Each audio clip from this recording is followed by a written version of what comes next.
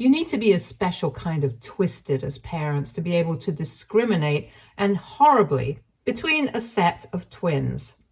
I've heard of pretty privilege, where the cuter kid gets more love from the parents, even if it's subconscious or unconscious. But that was never the case with me. It was never the case with us. Yet somehow I always fell short of my twin sister. I, 25, Haley, have had a rough and broken childhood. I have two older brothers, Hunter, 30, and Harold, 28, male. I also have a twin sister, Heidi, but we are estranged. At this point, I mostly just talk to my brothers, but that's about it. I do not have contact with my parents, 60 male and 56 female, either. I haven't been in touch with them for ages now, and I had never thought the day would come when they would reach out to me again. I fantasized about this day a lot. For years and years, I kept thinking about what would happen if they started talking to me. What would happen during that first call or meeting after so many years of being estranged? It always either started or ended with them apologizing to me for treating me like crap and ruining my future. Never in my wildest dreams did I imagine that when the day finally came, they would actually hurt me even more in different ways. Our parents made it very clear that they didn't want 4 kids. They had wanted 3, planned for 3, and everything around them was mentally structured around the life they would have had if there were just 3 of us. But there wasn't. Heidi and I were twins, and nobody expected that. One of us, and soon they made sure everyone knew, was an extra, so to say. The extra was me. They never said it directly, but that's how they made me feel every single day of my life. I was the one who wasn't supposed to be there, but still was. And I was always reminded of that fact. Just by my parents, though. I'll always have to be honest about that.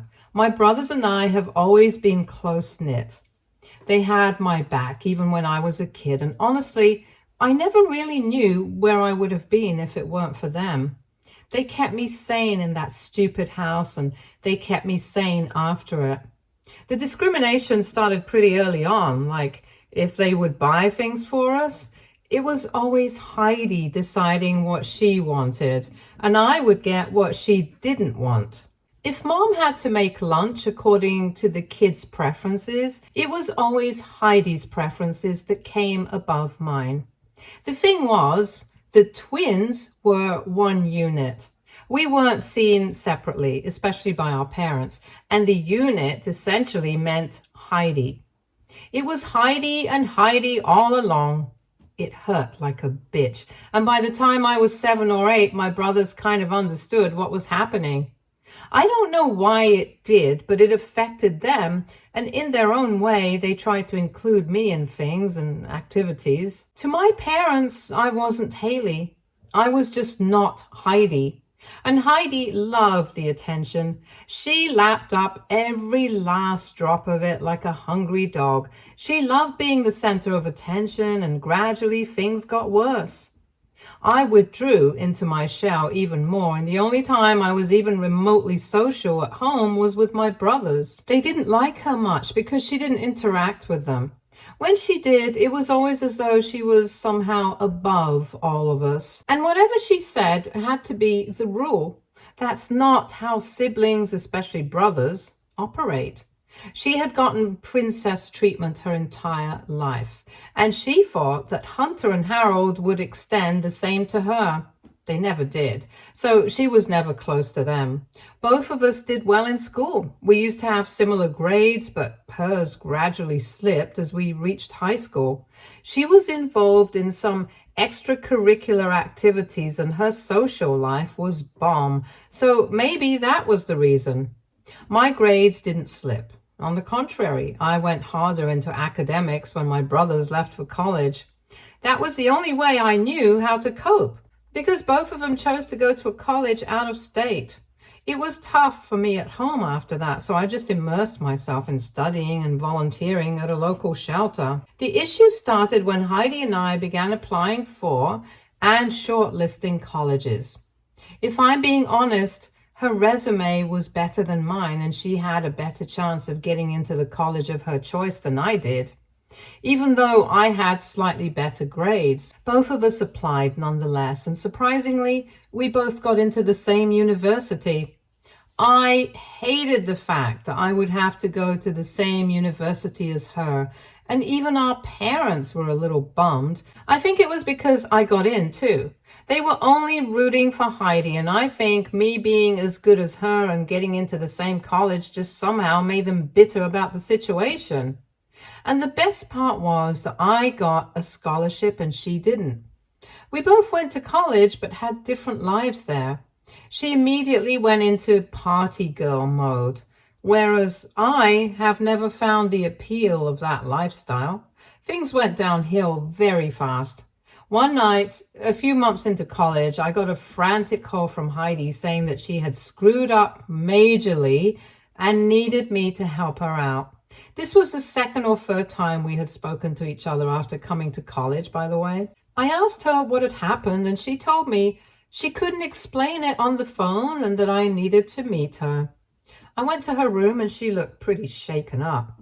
I genuinely got scared and felt bad for her, and little did I know that the bitch was about to ruin my life. She told me she had been out partying with some friends and all of them were sloshed or blacked out, and she was the only one in a better condition than the rest, so they decided she should drive back. But she was drunk as hell too, and she lost control of the car and rammed into the wall of a house. She said the police had come and they had asked her to go to the station again tomorrow, and she was scared because she didn't want to have a record. I asked if she had spoken to mom and dad, and she said she had, but they were furious with her. And she didn't want to talk to them. She said she wanted to head out for some air and grab a bite. I don't know why I didn't notice, but she took my wallet with hers. What happened next was the kind of betrayal I wouldn't have expected from my enemies. I stayed with her the entire night. She took a while to come back, and when she did, she looked much better than before. I went back to my room, and the next day I was summoned by my department head saying he wanted to meet me urgently. When I went to meet him, I saw cops there. I thought they had come for Heidi, but they had actually come for me. They asked why I was drinking and driving last night and said the university had decided to have a disciplinary inquiry against me. I was shocked and told them they had the wrong girl, that it wasn't me, but my twin. They said the offender had registered herself as Haley Porter and had shown them the ID, so I needed to cut the crap. It all began to make sense now. Heidi, the little bitch, had called me on the pretext of feeling scared and wanting support, but she had ultimately ended up submitting my ID to the police when she had gone out the previous night. Once she returned, she asked me to drink a little, and I was stressed, so I obliged, ensuring that if I got tested for alcohol, the results would come out positive. I begged them to understand and told them the truth, but they thought it was too far-fetched to be real. I was let go, and I was devastated. I called Heidi, but she didn't answer. Then I called mom and dad, and they said I needed to understand that her career would be ruined if I didn't help her out, especially because she had taken so many loans, whereas I had a scholarship. They told me I owed this to my sister and that I wouldn't have to bear the brunt of this more than my sister would. I just couldn't believe they would stoop to this level to protect her. It was unreal. The way they were behaving. I had always known they loved her more, but this was like a slap in the face. No, actually, this was like multiple slaps on both cheeks in full public. They were willing to let me get punished for a crime she committed because if she took responsibility, she would be ruined. The same, somehow, didn't apply to me. I disconnected the call and called Harold. He was furious. He said he would talk to Mom and Dad, but in the meantime, he told me no matter what happened, I didn't have to admit I was the one who was driving drunk. He told me to stick to the truth and not cave under pressure, and that he would talk to them about the rest. Unfortunately, none of that was required because within the week, I had been expelled from college on behavioral grounds. That was the day my parents and sister became dead to me. Mom and Dad were expecting me at home, but I just had nothing left to say to them. I went to Hunter's place and wrote a letter to the university detailing everything that had really happened. I knew they wouldn't reverse their decision, but I also knew I needed to keep a record of what had happened because it might help me out in the future. I went completely no contact with my parents. They tried to reach out a few times, but I never responded. My brothers were my rock during this time. From what they tell me, and I don't ask much if I'm being honest, they ripped Mom and Dad a new one and made sure the extended family and some of their friends knew what really went down. They say Mom and Dad are kind of ostracized from the larger community because of this little misadventure. Hunter and Harold are low contact with them too. They say all their lives, Mom and Dad have only wanted to be parents to Heidi. So we're just granting them their wish. I stayed rent-free with Hunter for a couple of months. I picked up a job, but he didn't let me contribute to anything. He asked me to save up the money because it would help with college. I ended up going to college the next academic year. I think in the end, what happened was actually beneficial for me, even though it shouldn't have happened. I was finally able to study what I really wanted to, and even though I had to take out some loans, I knew there was no Heidi here, and I could live life on my own terms. So while there is an entire year and an unexplained expulsion on my CV, I ended up studying what I love and found a job I love. I graduated 2 years ago, and I landed a good job straight out of college. The job, however, was on the other end of the country, so it was quite weird, shifting and moving out. However, I have been working for the past 2 years now, and things are good. I like the way my life is now. Heidi and my parents do try to get in touch once in a while, but I just don't respond. I have moved forward in life, and I don't need them in mine anymore. They are the ones who are guilty, which is why they are the ones dying to make amends. Hunter and Harold are low contact with them, and they keep me updated if I ask anything. But other than that, there isn't really much family talk among the three of us, and they never divulge any information about me to them. They know better than to do that. That's the one thing I want from them. I just do not let them know what I do, where I am, and how I'm doing. And my brothers have respected that all these years. However, a few days ago, Mom and Dad were at my doorstep, ringing the bell at 5 in the morning. I was too dazed to realize it was them, but the audacity with which they welcomed themselves left no doubt that I wasn't dreaming, and that it was actually them. They said it had been so long since I had spoken to them, and that they missed me so much and they cried every night, so they just decided to come and meet me themselves. I asked them who gave them the address, and they said Hunter did. I called Hunter straight away to yell at him, and he swore that he wasn't the one who gave them my address.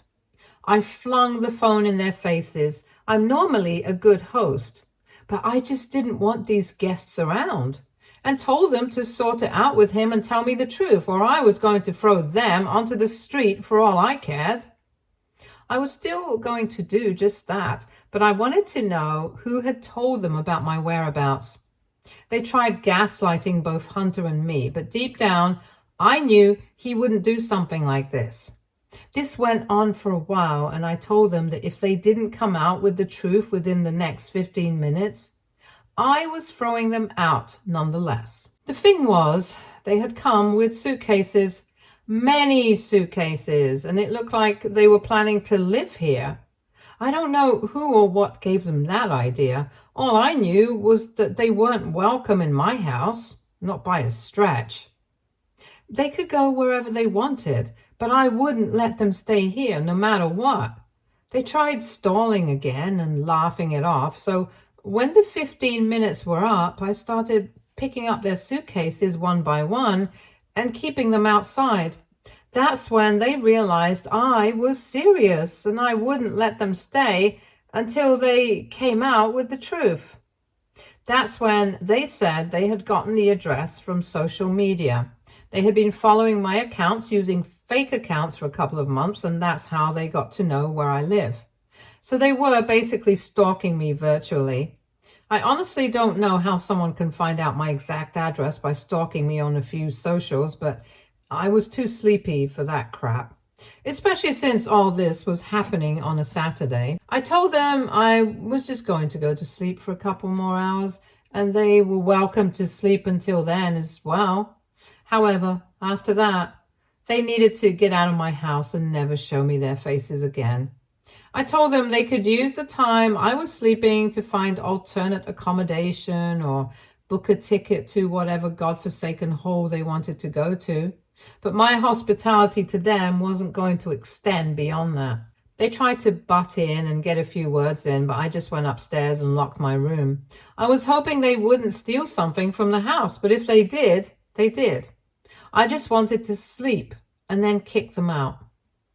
When I woke up, they had made themselves comfortable and started unpacking all their stuff. My living room was a mess, but since I was feeling better after the sleep, I didn't lose my temper as quickly as I had that morning. I asked them what made them think they could actually stay here. At first, they tried beating around the bush, saying the same things like, "We missed you," and "It's time to bury the past and move forward as a family." But I wasn't buying it. I pushed a little and my mother finally broke down. And when I say broke down, I mean she literally broke down, sobbing like a hurt child and wailing. It was weird to watch, honestly. She tried saying something, but not even 1% of it was coherent, so I asked my dad what was up, and he revealed the truth to me. He said that they had been kicked out of the house and now had nowhere to go. I looked at him in disbelief and asked how the hell he was kicked out of his own house. He said a few years ago in college, Heidi started getting into a lot of crap. She was involved with the wrong people and ended up screwing up her academics altogether. She was expelled from college, and then she promised them she would turn over a new leaf. She got into another college, but without scholarships. And her criminal record, they mumbled this bit and I spat out my water, stood in the way of her getting loans. Long story short, Dad and Mom gave one floor of the house to a couple to rent. They were sketchy people, according to them, but they trusted them because Heidi had brought them in. She knew them, and it was through her that they rented the house. But now they've taken possession of the whole house. They smoke pot on the first floor all day, and the stench is unbearable. They have loud parties, and whenever Mom and Dad try to complain, Heidi intervenes because they can't behave this way with her friends. Long story short, the way they had been keeping the house, it wasn't livable for Mom and Dad anymore. 3 months ago, Mom had a health scare because of all the pot they were smoking, and that was when Mom and Dad decided to leave for a while, leaving Heidi behind to take care of the mess. Rookie mistake. They told me they had given her a stern talking to, hoping she would realize what she had done and step up to take responsibility. But that little bitch screwed them over big time. When they went back last week, the locks had been changed and that pot couple were now on the ground floor. Heidi wasn't picking up their calls, and when they said they would call the police, they got the shock of their lives. Heidi had, behind their backs, sold the entire house to her friends. She must have forged signatures and documents. But the house was now in the possession of her friends. And my parents said they could do nothing. I told them, of course, they could do something. They could file a report against Heidi and those guys. Forgery is a huge deal, and if Heidi forged these documents, she would be in for a long, long time. They looked uncomfortable and said they knew Heidi would have to serve jail time if they went forward with the complaint, which is why they decided to get her into therapy. In the meantime, they thought they would stay with me. I looked at them like a deer in headlights. It took me a couple of minutes to process their audacity. I told them they had come to me instead of holding Heidi accountable, knowing full well she had committed a crime. They had forgotten what they did to me all those years ago when I had been forced to take the blame for their criminal daughter. They didn't say anything at first, but when I started accusing them more, they said I needed to show some compassion. My sister had always been a troubled child, and as parents, it was their duty to stand by her when she strayed, not throw her to the dogs. I told them they had not stood by me at all, even when I hadn't strayed, and it was clear from the way they spoke they were only interested in being parents to Heidi, not to me. And since they didn't see me as family, I had no problem throwing them to the dogs. I told them in no uncertain terms that they were not welcome here. They were homeless by choice, not because they were in distress. They had allowed this to happen, and even now they were letting her get away with something as big as this, which is why this was completely on them. I told them they weren't welcome in my place and they needed to get out before I called the cops. They tried to push and emotionally blackmail me again, but I told them none of that was going to work. They had to move out. I think they finally understood that I wasn't breaking and didn't feel any pity for them. They made a lot of faces, but ultimately left. Even at the end, they kept telling me I needed to reconsider, that they wouldn't have anywhere to go. But I just said that was on them. It wasn't my problem. They had other children to beg in front of. But they were dead to me, and I wouldn't be helping them out no matter what situation they were in. They looked defeated and finally left, but my head has been pounding since. This was 3 days ago, and I don't know where they've gone. They haven't tried contacting me, and I'm glad, but I can't help but wonder where they might have gone. Update 1. I know it hasn't been long, but I have an update for all of you. Hunter called me yesterday and told me Mom and Dad had come to his place unannounced. I had informed both him and Harold when they had come, and I was expecting them to go to Hunter's. Harold doesn't live nearby, so he's safe. Hunter told me they unloaded their sob story right at the beginning, and now they villainized me, saying I kicked them out of the house, and they knew that favoring Heidi was the right thing to do because I had grown up to be a bitch anyway. Hunter mumbled that Heidi was a bigger bitch because she stole their home, but they kept defending her, and Hunter was exhausted. Hunter lives with his girlfriend, Sia, and she was furious about how they had randomly dropped by with baggage in hand. And Sia is a no-nonsense person. She doesn't have the bandwidth for anyone's bullcrap, and she doesn't mince words when she talks. She straight up asked them how long they planned to stay. They said they would be here for a while. She asked again how long the while would be, and they said a couple of days. They kept giving vague answers, and she just lost it. She asked them to give her an actual date so that she could plan accordingly. That's when they said they didn't have a date in mind because since they had nowhere else to go, they were waiting for Heidi to come to her senses so that they could move back into the house. That confession was what Sia was waiting for. She said she would let them stay as long as they wanted and as long as it took for the issue to be resolved. Before she could finish, they started rejoicing, but the main part comes later. She told them there was a caveat. My mother piped in, saying they wouldn't disturb their privacy and would clean up after themselves. She said she didn't have any issues with late night parties or anything, trying to paint the picture of the perfect guest. Sia laughed and said that wasn't what she was talking about. She said she would let them stay only if they pressed charges against Heidi and took active steps to regain possession of their house. Hunter told me it looked like someone had stabbed them with a dagger. They said she was being cruel and they couldn't do it, but Sia was adamant. She said this was the only way they could stay, and now they had a choice to make. She said she was offering them a roof, but they had to do the right thing in return. If they still chose to protect Heidi, that was on them, and they couldn't turn around and blame their kids. And to nobody's surprise, they refused. They said they would rather be homeless than turn on their child, and she congratulated them and kicked them out. She is a bad. I love her.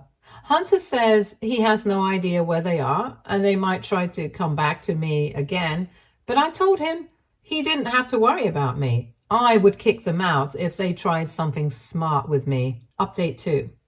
They finally had to press charges against Heidi and her friends. There were a lot of complaints by the RWA, and they took matters into their own hands. I don't know the details of what's happening, but I know Heidi is screwed. They aren't talking to Hunter or Harold, and we're just ecstatic to be rid of them at this point. Heidi tried getting in touch with Hunter and asked him to knock some sense into Mom and Dad, but he hasn't responded. That's the last we've heard from them, and I hope it stays that way. They're weirdly enmeshed with each other, and if they can't take their heads out of their asses, that's on them. I have tried really hard to build this life, literally from scratch, and I will not allow them to come and crap all over it. That's just not how it goes with me. Stay tuned for more stories from Argo Relationships.